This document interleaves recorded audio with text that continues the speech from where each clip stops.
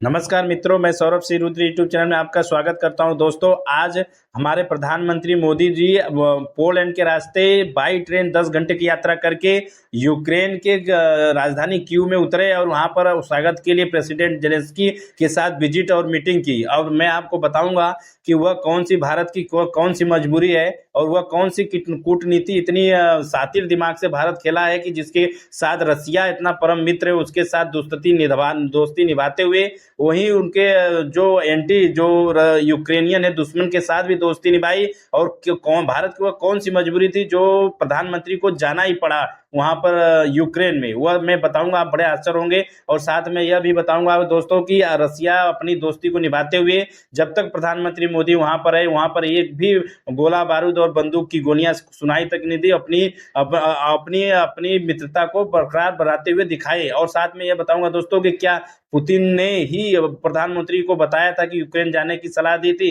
और शांति समझौते की भी सलाह दिया गया था क्या? बहुत कुछ जानने को मिलेगा। सिर्फ चैनल को लाइक, कमेंट और सब्सक्राइब करके बेल आइकन जरूर से दबा दीजिएगा। चलिए मैं आपको बताता हूं कि देखिए क्या क्या घटनाएं हुई थी। सभी न्यूज एजेंसियां में आपको देखने को मिलेंगी, वो बातें आपको कोई नहीं बताया होगा, मैं आपको बताता हूं। देखिए पहली चीज, भारत की सबसे बड़ी मजबूरी क्या है वो मैं आपको समझाता हूं। देखिए जब सोवियत संघ, आपको पता 1951 के पहले सोवियत संघ था, फिर रूस रसिया टूट गया था कई देशों में, फिर बाद में रसिया रसिया के साथ तो दोस्ती चले रहा था। साथ में आपको बता दूं कि हमारे जो भारत के नौसैनिक जो हमारे नौसेना के लड़ाकू जहाज है ना, उसमें की जो भी टरबाइन इंजन, जो गैस टरबाइन इंजन होते हैं, सारे यूक्रेन से बना हुआ है। आप अब सोचो कि रसिया जो हमारा मित्र तो है, ये सभी डिफेंस का सामान देता ही है, साथ में लड़ाकू जो है नौसेना का जहाज भी हमारे साथ बना के दिया।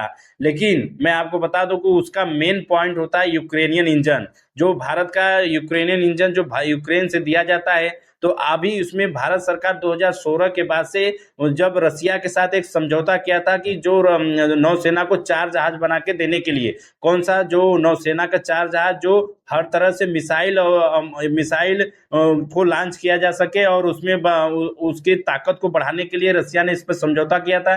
दो जहाज जो था हमारे इंडिया में गोवा में बनने वाला था, 2 रसिया में जाकर बनने वाला था। इसी के बीच में युद्ध चालू हो गया रसिया और यूक्रेन का। तो बात देखिए उसमें है कि उसकी इंजन कहाँ से आएगा? इंजन तो यूक्रेन से चाहिए, तो अब रसिया को यूक्रेन तो देगा नहीं इंजन। तो इसमें भारत ने अपनी कूटनीति दिखाते हुए उन्होंने वहां से 2 और 2 4 जोड़े जो होते हैं इंजन पैक कराया, एक अपने देश के लिए और दूसरी रसिया के लिए दे दिया। तो इसमें भारत मध्यस्थता की। लेकिन अब आप सोच रहे हो कि किसी का सामान लेके आप यूज कर रहे हो और अब उसके दुश्मन के दियो, तो क्या उसको पता नहीं लगा? लग गया था जेलेंस्की को। तो इसी को देखते हुए आगे की जो हमारी नौसेना की सारी जहाजों का जो मरम्मत है और उसको ठीक करने के लिए आगे के जहाज का अगर कूटनीति के हिसाब से देखें तो जयशंकर प्रसाद जी ने इस पर अहम भूमिका निभाई और उन्होंने इस चीज को आगे रखने की, कंटिन्यू करने के लिए प्रक्रिया जेलेंस्की से के साथ दिया। जो बाद में बात बिगड़ गई थी, लेकिन बाद में वो आप सोचिए कि जिस देश से आप सामान ले रहे हो, आपके पूरे नौसेना का सामान और पूरे इंजन का वो ताकत है, तो वह देश भी तो कुछ चाहेगा आपसे। इसीलिए वह विजिट के लिए मोदी जी को बुलाया अपने देश में कि हमारे देश में आप आइए। और साथ में आपको पुतिन को भी पता है कि इसके भारत कूटनीति में दोनों तरह से बराबर है। वही आपको मीडिया न्यूज में सुनने को मिला कि जेलेंस्की ने दोनों तरफ से आप बताया कि अगर शांति प्रस्ताव यदि भारत, अगर तो आपको एक चीज और जानकारी दूंगा दोस्तों, अगर रसिया अगर किसी पे विश्वास करेगा तो वह भारत है। जो भारत पर सबसे ज्यादा विश्वास होता है पूरा देश जानता है। बाकी दुनिया 2 गुटों में बढ़ चुका है, एक अमेरिका एक रसिया की तरफ, लेकिन भारत अपना दोनों पक्ष में बनाकर चलता है। तो वह सबसे बड़ा जो जेलेंस्की का भारत की तरफ देखना और रसिया वो चाहता है, जेलेंस्की चाहते हैं कि इस युद्ध को विराम किया जाए, जो पहले स्थिति में जहां पर थे हम लोग वहीं पर चला जाए। अब पुतिन उस बात को मान भी सकते हैं, भारत का बात कभी भी नहीं टाल सकते, लेकिन अब इसमें देखा जाएगा कि अगला शांति समझौता के लिए तो बोल रहे हैं कि भारत एक बहुत बड़ा मंच है, अगर यहाँ कराएं तो हम मानने के लिए तैयार है। अब साथ में रसिया का भी जानकारी लेना जरूरी है। वही रसिया भी तो भारत का परम मित्र है और इसी दोस्ती को देखते हुए दोनों कूटनीति को अपने बरकरार रखने के लिए इतनी दूरी की यात्रा, ट्रेन यात्रा करके 10 घंटे जाना फिर 10 घंटे आना, यह बहुत ही जरूरी था हर एक समझौते को देखते हुए। साथ में दोस्तों यह जानकारी यदि आपको अच्छा लगी हो तो लाइक, कमेंट और सब्सक्राइब जरूर से करके जाइए।